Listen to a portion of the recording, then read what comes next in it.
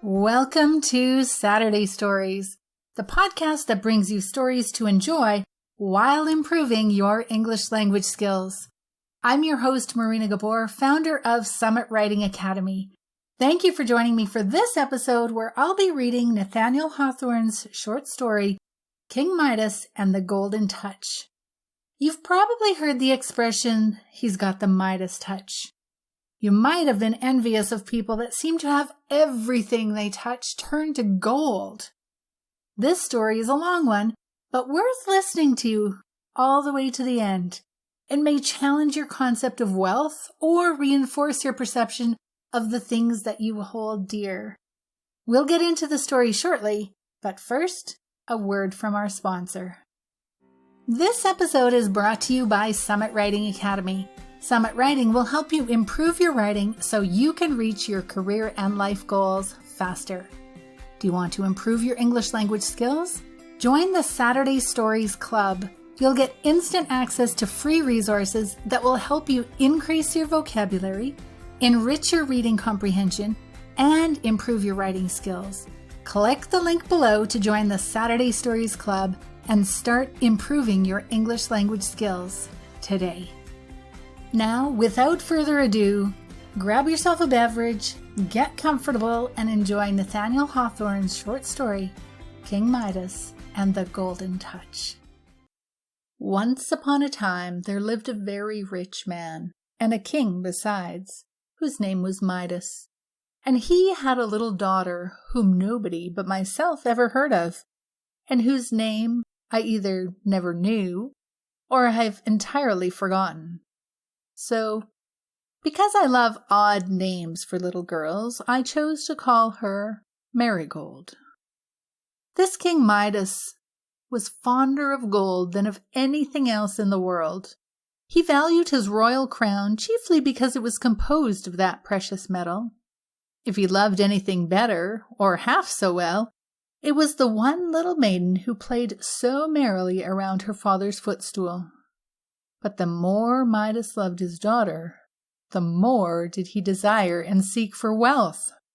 He thought, foolish man, that the best thing he could possibly do for this dear child would be to bequeath her the immensest pile of yellow, glistening coin that had ever been heaped together since the world was made. Thus, he gave all his thoughts and all his time to this one purpose. If ever he happened to gaze for an instant at the gold-tinted clouds of sunset, he wished that they were real gold and that they could be squeezed safely into his strong box. When little Marigold ran to meet him with a bunch of buttercups and dandelions, he used to say, "Pa, child, if these flowers were as golden as they look, they would be worth the plucking." And yet, in his earlier years, before he was so entirely possessed of this insane desire for riches, King Midas had shown a great taste for flowers. He had planted a garden in which grew the biggest and beautifulest and sweetest roses that any mortal ever saw or smelt. These roses were still growing in the garden, as large, as lovely, and as fragrant as when Midas used to pass whole hours in gazing at them and inhaling their perfume. But now, if he looked at them at all, it was only to calculate how much the garden would be worth if each of the innumerable rose petals were a thin plate of gold. And though he once was fond of music, in spite of an idle story about his ears, which were said to resemble those of a donkey, the only music for poor Midas now was the chink of one coin against another. At length, as people always grow more and more foolish, unless they take care to grow wiser and wiser, Midas had got to be so exceedingly unreasonable that he could scarcely bear to see or touch any object that was not gold. He made it his custom, therefore, to pass a large portion of every day in a dark and dreary apartment underground at the basement of his palace. It was here that he kept his wealth. To this dismal hole, for it was little better than a dungeon, Midas betook himself whenever he wanted to be particularly happy. Here, after carefully locking the door, he would take a bag of gold coin, or a gold cup as big as a washbowl, or a heavy golden bar, or a peck measure of gold dust, and bring them from the obscure corners of the room into the one bright and narrow sunbeam that fell from the dungeon-like window. He valued the sunbeam for no other reason but that his treasure would not shine without its help. And then he would reckon over the coins in the bag, toss up the bar and catch it as it came down, sift the gold dust through his fingers, look at the funny image of his own face as it reflected in the burnished circumference of the cup, and whisper to himself, "O Midas, rich King Midas, what a happy man art thou!" But it was laughable to see how the image of his face kept grinning at him out of the polished surface of the cup. It seemed to be aware of his foolish behavior and to have a naughty inclination to make fun of him. Midas called himself a happy man, but felt that he was not yet quite so happy as he might be. The very tip-top of enjoyment would never be reached unless the whole world were to become his treasure room and be filled with yellow metal, which should be all his own. Now, I need hardly remind such wise little people as you are that in the old times when King Midas was alive, a great many things came to pass, which we should consider wonderful if they were to happen in our own day and country. And on the other hand, a great many things take place nowadays which seem not only wonderful to us, but at which the people of old times would have stared their eyes out. On the whole, I regard our own times as the strangest of the two, but however that may be, I must go on with my story. Midas was enjoying himself in his treasure room one day, as usual, when he perceived a shadow fall over the heaps of gold, and looking suddenly up, what should he behold but the figure of a stranger standing in the bright and narrow sunbeam? It was a young man with a cheerful and ruddy face. Whether it was that the imagination of King Midas threw a yellow tinge over everything, or whatever the cause might be, he could not help fancying that the smile with which the stranger regarded him had a kind of golden radiance in it. Certainly, although his figure intercepted the sunshine, there was now a brighter gleam upon all the piled-up treasures than before. Even the remotest corners had their share of it, and were lighted up when the stranger smiled as with tips of flames and sparkles of fire. As Midas knew that he had carefully turned the key in the lock, and that no mortal strength could possibly break into his treasure room, he, of course, concluded that his visitor must be something more than mortal. It is no matter about telling you who he was. In those days, when the earth was comparatively a new affair, it was supposed to be often the resort of beings endowed with supernatural power, and who used to interest themselves in the joys and sorrows of men, women, and children, half playfully and half seriously. Midas had met such beings before now, and was not sorry to meet one of them again. The stranger's aspect, indeed, was so good-humored and kindly, if not beneficent, that it would have been unreasonable to suspect him of intending any mischief. It was far more probable that he came to do Midas a favor. And what could that favor be unless to multiply his heaps of treasure? The stranger gazed about the room, and when his lustrous smile had glistened upon all the golden objects that were there, he turned again to Midas. "You are a wealthy man, friend Midas," he observed. "I doubt whether any other four walls on earth contain so much gold as you have contrived to pile up in this room." "I have done pretty well, answered Midas, in a discontented tone, "but after all, it is but a trifle when you consider what it has taken me my whole life to get it together. If one could live 1,000 years, he might have time to grow rich." "What?" exclaimed the stranger. "Then you are not satisfied?" Midas shook his head. "And pray, what would satisfy you?" asked the stranger. "Merely for the curiosity of the thing, I should be glad to know." Midas paused and meditated. He felt a presentiment that this stranger, with such a golden luster in his good-humored smile, had come hither with both the power and the purpose of gratifying his utmost wishes. Now, therefore, was the fortunate moment when he had but to speak and obtain whatever possible or seemingly impossible thing it might come into his head to ask. So he thought and thought and thought, and heaped up one golden mountain upon another in his imagination without being able to imagine them big enough. At last a bright idea occurred to King Midas. It seemed really as bright as the glistening metal which he loved so much. Raising his head, he looked the lustrous stranger in the face. "Well, Midas," observed his visitor, "I see that you have at length hit upon something that will satisfy you. Tell me your wish." "It is only this," replied Midas. "I am weary of collecting my treasures with so much trouble, and beholding the heap so diminutive after I have done my best. I wish everything that I touch to be changed to gold." The stranger's smile grew so very broad that it seemed to fill the room like an outburst of the sun gleaming into a shadowy dell, where the yellow autumnal leaves, for so looked the lumps and particles of gold, lie strewn in the glow of light. "The golden touch!" exclaimed he. "You certainly deserve credit, friend Midas, for striking out so brilliant a concept. But are you quite sure that this will satisfy you?" "How could it fail?" said Midas.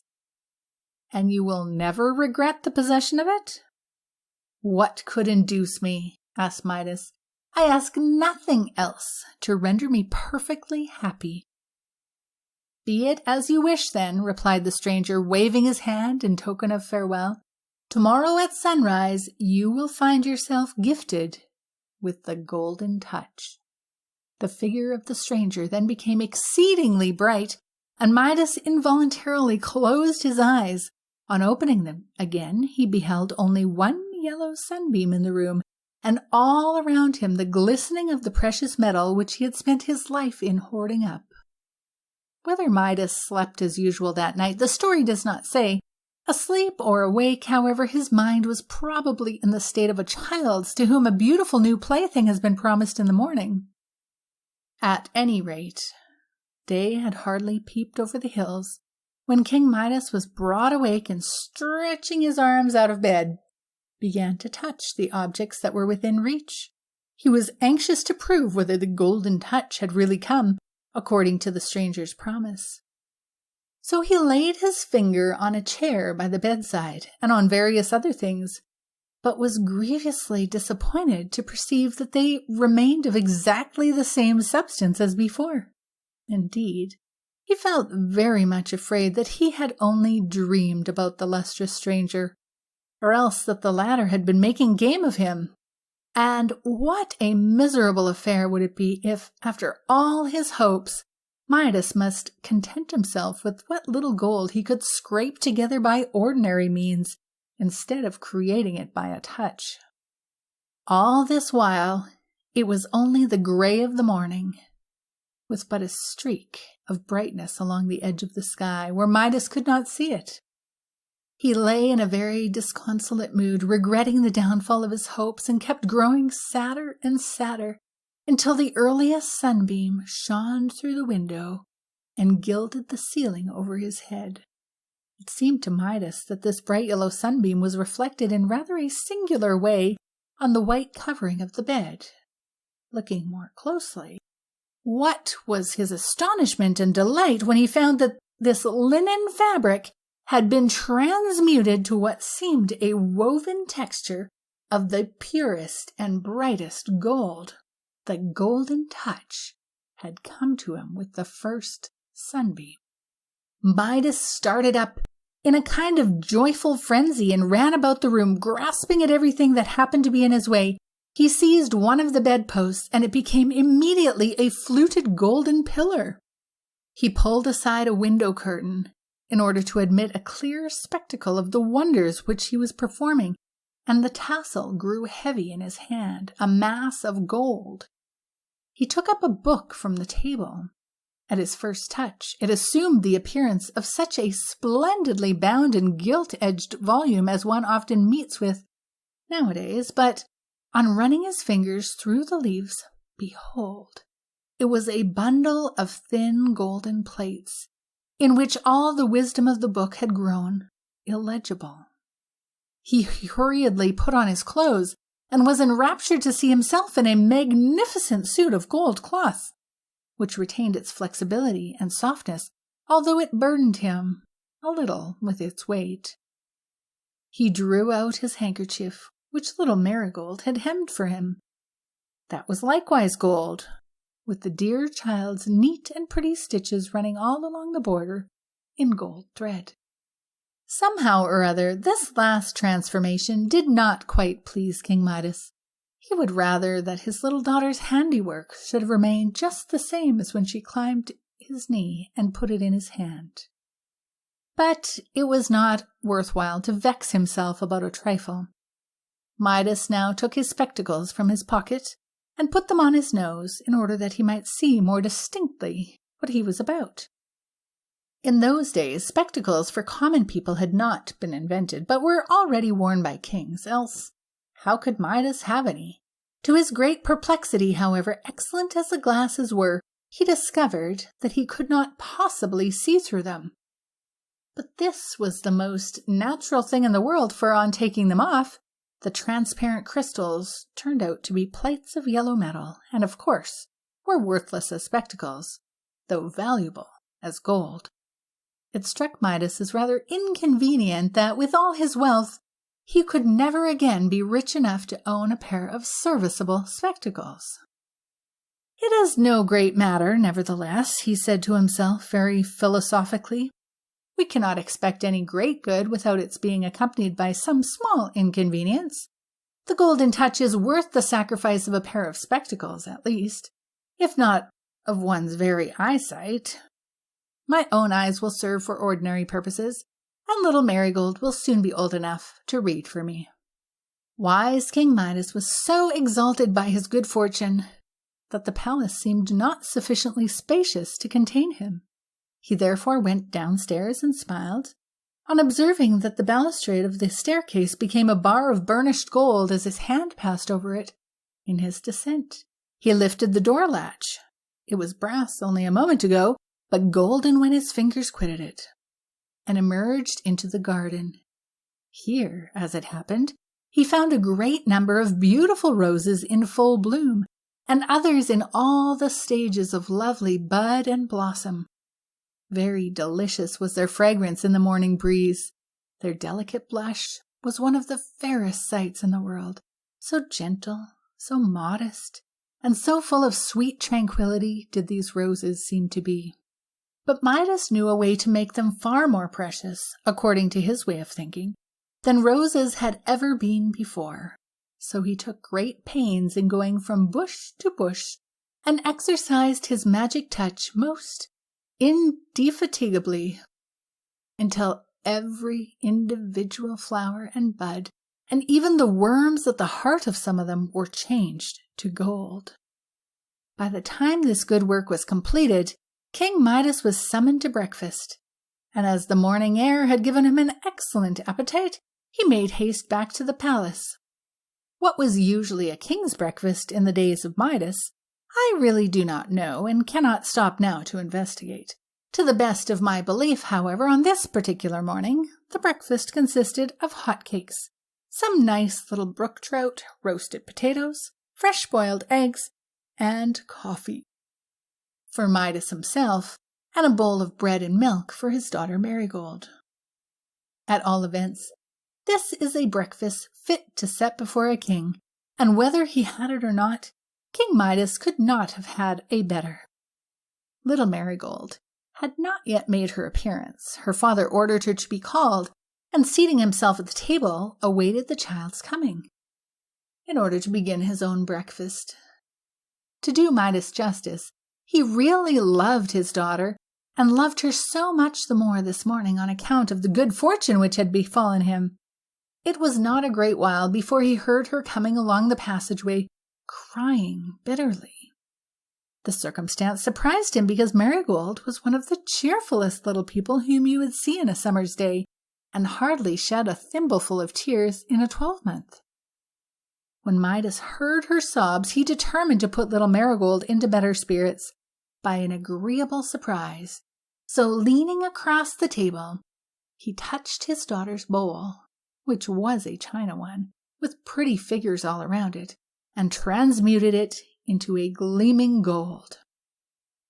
Meanwhile, Marigold slowly and disconsolately opened the door and showed herself with her apron at her eyes, still sobbing as if her heart would break.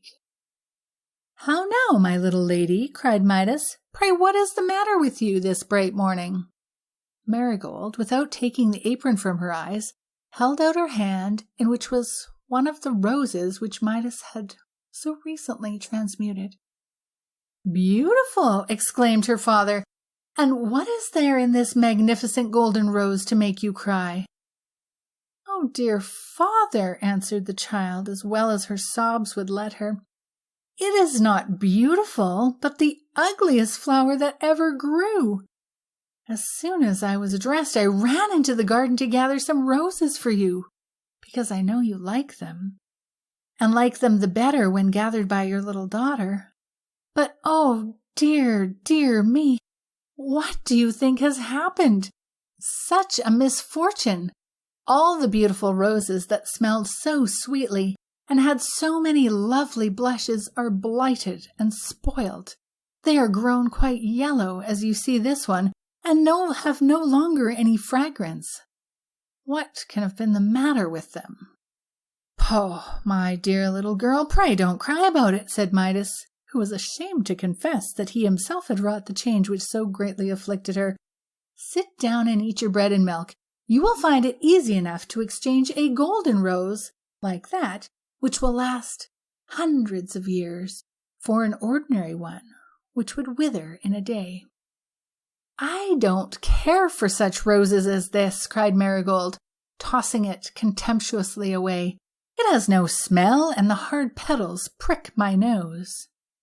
The child now sat down to the table, but was so occupied with her grief for the blighted roses that she did not even notice the wonderful transmutation of her china bowl.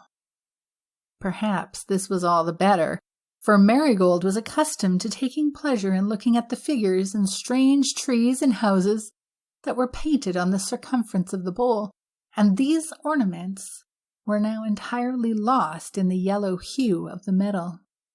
Midas, meanwhile, had poured out a cup of coffee, and as a matter of course, the coffee pot, whatever metal it may have been when he took it up, was gold when he set it down. He thought to himself that it was rather an extravagant style of splendor in a king of his simple habits to breakfast off a service of gold, and began to be puzzled with the difficulty of keeping his treasures safe. The cupboard in the kitchen would no longer be a secure place of deposit for articles so valuable as golden bowls and coffee pots. Amid these thoughts, he lifted a spoonful of coffee to his lips, and sipping it, was astonished to perceive that the instant his lips touched the liquid, it became molten gold, and the next moment hardened into a lump. "Ha!"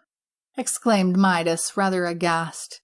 "What is the matter, father?" asked little Marigold, gazing at him, with the tears still standing in her eyes. "Nothing, child, nothing," said Midas. "Eat your milk before it gets quite cold." He took one of the nice little trouts on his plate, and by way of experiment touched its tail with his finger. To his horror, it was immediately transmuted from an admirably fried brook trout into a gold fish, though not one of those gold fishes which people often keep in glass globes as ornaments for the parlor, No, but it was really a metallic fish, and looked as if it had been very cunningly made by the nicest goldsmith in the world. Its little bones were now golden wires, its fins and tail were thin plates of gold, and there were the marks of the fork in it, and all the delicate frothy appearance of a nicely fried fish exactly imitated in metal. A very pretty piece of work, as you may suppose, only King Midas, just at that moment, would much rather have had a real trout in his dish than this elaborate and valuable imitation of one. I don't quite see, thought he to himself, how I am going to get any breakfast.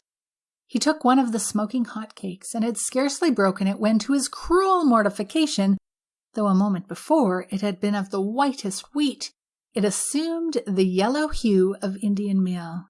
To say the truth, if it had really been a hot Indian cake, Midas would have prized it a good deal more than he did, when its solidity and increased weight made him too bitterly sensible that it was gold.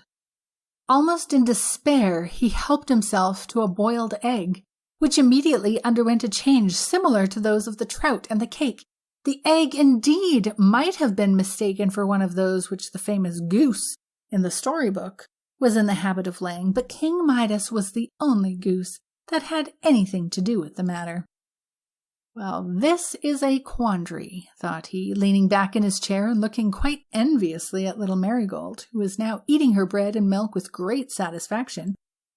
Such a costly breakfast before me, and nothing can be eaten. Hoping that, by dint of great dispatch, he might avoid what he now felt to be a considerable inconvenience, King Midas next snatched a hot potato and attempted to cram it into his mouth and swallow in a hurry. But the Golden Touch was too nimble for him.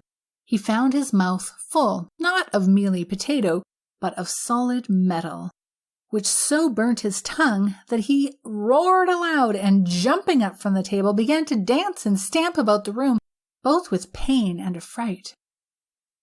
"Father, dear father," cried little Marigold, who was a very affectionate child, "pray what is the matter? Have you burnt your mouth?"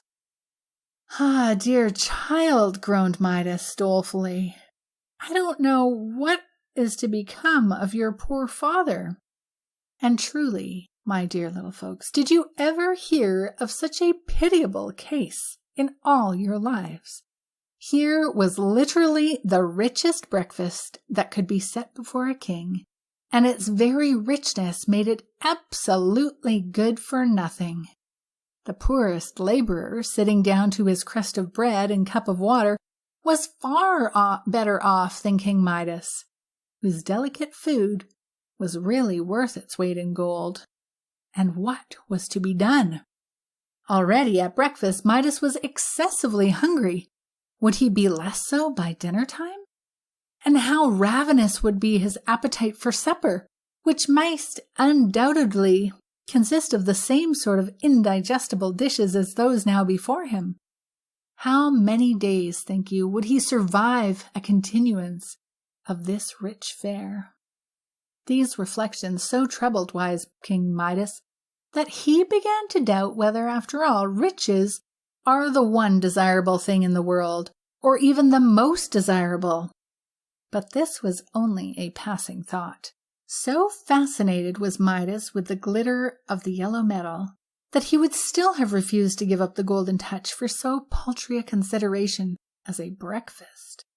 Just imagine what a price for one meal's victuals. It would have been the same as paying millions and millions of money, and as many millions more as would take forever to reckon up, for some fried trout, an egg, a potato, a hot cake, and a cup of coffee. It would be quite too dear, thought Midas. Nevertheless, so great was his hunger and the perplexity of his situation that he again groaned aloud, and very grievously too. Our pretty Marigold could endure it no longer. She sat a moment gazing at her father and trying with all the might of her little wits to find out what was the matter with him. Then, with a sweet and sorrowful impulse to comfort him, she started from her chair and, running to Midas, threw her arms affectionately about his knees.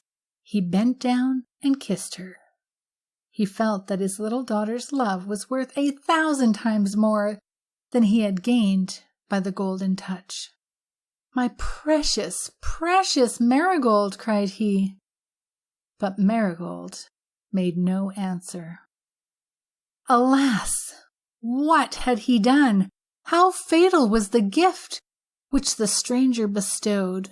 The moment the lips of Midas touched Marigold's forehead, a change had taken place. Her sweet, rosy face, so full of affection as it had been, assumed a glittering yellow color, with yellow teardrops congealing on her cheeks. Her beautiful brown ringlets took the same tint. Her soft and tender little form grew hard and inflexible within her father's encircling arms. Oh, terrible misfortune! The victim of his insatiable desire for wealth, little Marigold was a human child no longer, but a golden statue. Yes, there she was, with the questioning look of love, grief, and pity hardened into her face. It was the prettiest and the most woeful sight that ever mortal saw. All the features and tokens of Marigold were there. Even the beloved little dimple remained in her golden chin. But the more perfect was the resemblance, the greater was the father's agony at beholding this golden image, which was all that was left him of a daughter. It had been a favorite phrase of Midas, whenever he felt particularly fond of the child, to say that she was worth her weight in gold. And now the phrase had become literally true. And now, at last, when it was too late, he felt how infinitely a warm and tender heart that loved him exceeded in value all the wealth that could be piled up betwixt the earth and sky. It would be too sad a story if I were to tell you how Midas, in the fullness of all his gratified desires, began to wring his hands and bemoan himself, and how he could neither bear to look at Marigold, nor yet to look away from her, except when his eyes were fixed on the image, could not possibly believe that she was changed to gold. But stealing another glance, there was the precious little figure, with a yellow teardrop on its yellow cheek, and a look so piteous and tender that it seemed as if that very expression must needs soften the gold and make it flesh again. This, however, could not be. So Midas had only to wring his hands and to wish that he were the poorest man in the wide world, if the loss of all his wealth might bring back the faintest rose color to his dear child's face. While he was in this tumult of despair, he suddenly beheld a stranger standing near the door. Midas bent down his head without speaking, for he recognized the same figure which had appeared to him the day before in the treasure room, and had bestowed on him this disastrous faculty of the golden touch. The stranger's countenance still wore a smile, which seemed to shed a yellow luster all about the room, and gleamed on little Marigold's image and on the other objects that had been transmuted by the touch of Midas. "Well, friend Midas," said the stranger, "pray how do you succeed with the golden touch?" Midas shook his head. "I am very miserable," said he. "Very miserable indeed," exclaimed the stranger. "And how happens that? Have I not faithfully kept my promise with you? Have you not everything that your heart desired?" "Gold is not everything," answered Midas, "and I have lost all that my heart really cared for." "Ah, so you have made a discovery since yesterday," observed the stranger. "Let us see, then, which of these two things do you think is really worth the most? The gift of the golden touch, or 1 cup of clear, cold water?" "Oh, blessed water!" exclaimed Midas. "I will never moisten my parched throat again." "The golden touch," continued the stranger, "or a crust of bread?" "A piece of bread," answered Midas, "is worth all the gold on earth." "The Golden Touch?" asked the stranger. "Or your own little marigold, warm, soft, and loving, as she was an hour ago?" "Oh, my child, my dear child," cried poor Midas, wringing his hands. "I would not have given that one small dimple in her chin for the power of changing this whole big earth into a solid lump of gold."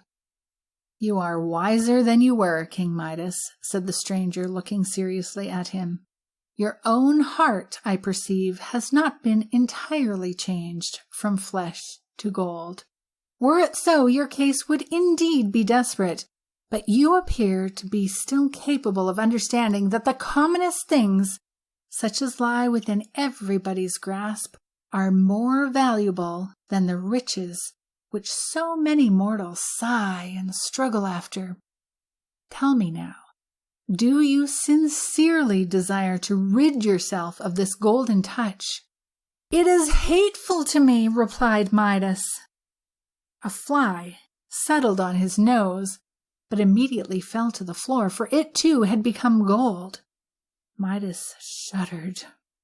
"Go then," said the stranger, "and plunge into the river that glides past the bottom of your garden.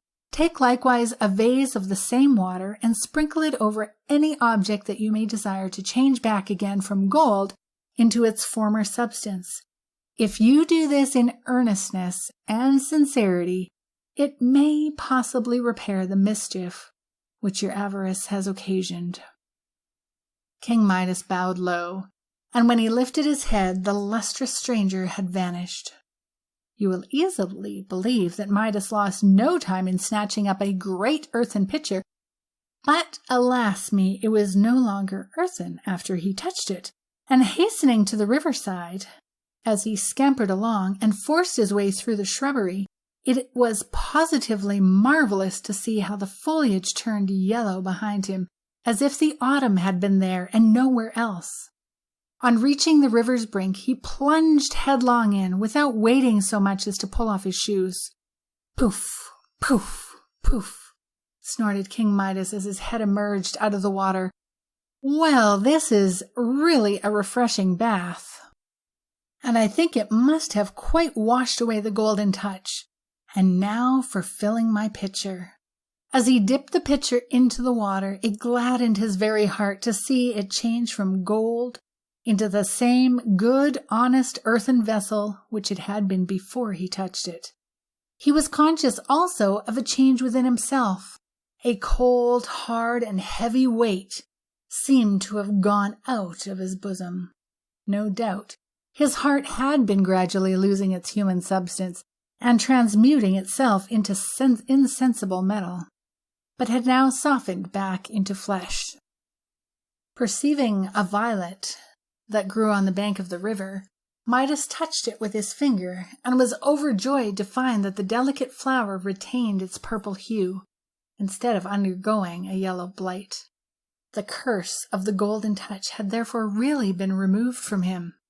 King Midas hastened back to the palace, and I suppose the servants knew not what to make of it when they saw their royal master so carefully bringing home an earthen pitcher of water. But that water, which was to undo all the mischief that his folly had wrought, was more precious to Midas than an ocean of molten gold could have been. The first thing he did, as you need hardly be told, was to sprinkle it by handfuls over the golden figure of little Marigold. No sooner did it fall on her than you would have laughed to see how the rosy color came back to the dear child's cheek, and how she began to sneeze and sputter, and how astonished she was to find herself dripping wet, and her father still throwing more water over her. "Pray do not, dear father," cried she. "See how you have wet my nice frock, which I put on only this morning." For Marigold did not know that she had been a little golden statue, nor could she remember anything that had happened since the moment when she ran with outstretched arms to comfort poor Midas. Her father did not think it necessary to tell his beloved child how very foolish he had been, but contented himself with showing how much wiser he had now grown. For this purpose, he led little Marigold into the garden, where he sprinkled all the remainder of the water over the rose bushes, and with such good effect that above 5,000 roses recovered their beautiful bloom. There were two circumstances, however, which, as long as he lived, used to put King Midas in the mind of the Golden Touch. One was that the sands of the river sparkled like gold, the other that little Marigold's hair had now a golden tinge, which he had never observed in it before she had been transmuted by the effect of his kiss. This change of hue was really an improvement, and made Marigold's hair richer than in her babyhood. When King Midas had grown quite an old man, and used to trot Marigold's children on his knee, he was fond of telling them this marvelous story, pretty much as I have now told it to you, and then he would stroke their glossy ringlets and tell them that their hair likewise had a rich shade of gold, which they had inherited from their mother. "And to tell you the truth, my precious little folks," quoth King Midas, diligently trotting the children all the while, "ever since that morning I have hated the very sight of all other gold, save this." Thank you for joining me for this episode of Saturday Stories. Once again, check out the links below to join the Saturday Stories Club, where you'll get access to free resources to help you improve your English language skills. And don't forget, if you enjoyed this episode, please click the like button and subscribe so you won't miss an episode. Until next time, keep reading and writing.